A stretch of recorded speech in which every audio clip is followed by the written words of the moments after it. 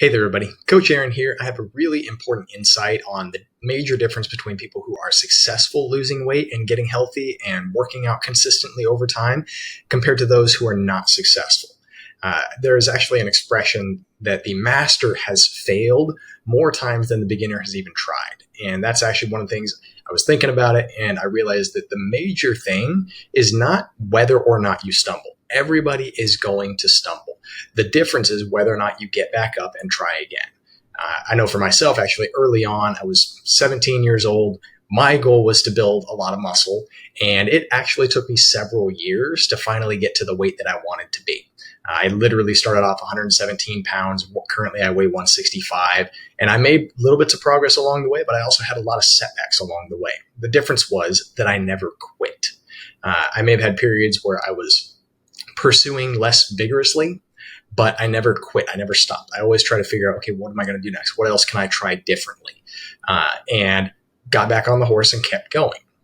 And here I am now 15 years later, and I have a much better body that I wanted when I was 17, but I didn't have when I was there.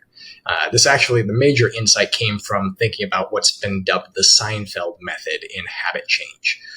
So I alluded to this a little bit yesterday, the idea that for Jerry Seinfeld, he had a rule that he had to write a joke every day. And he actually put a calendar on his wall.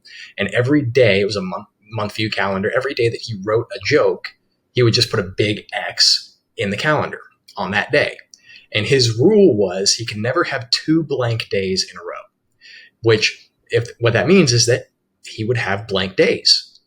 He would have days where he did not write a joke, but he could never have more than one in a row. He had to write a joke. And you can imagine some of those days that the joke that he wrote probably wasn't very good, but at least he did it.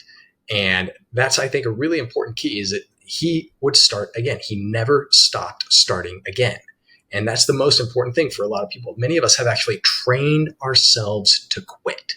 You've tried working out, you've tried exercising so many times, but instead of training yourself to persist and to start again, you've trained yourself to quit. And so that's something, think about that for today. Ask yourself, have I trained myself to quit, or have I trained myself to persist, to start again? And if you haven't, then I encourage you to start now. Start again now. Find something to do to get your body going. And no matter what it takes, always start again. So if you find that helpful, please give me a like down below, subscribe to the channel.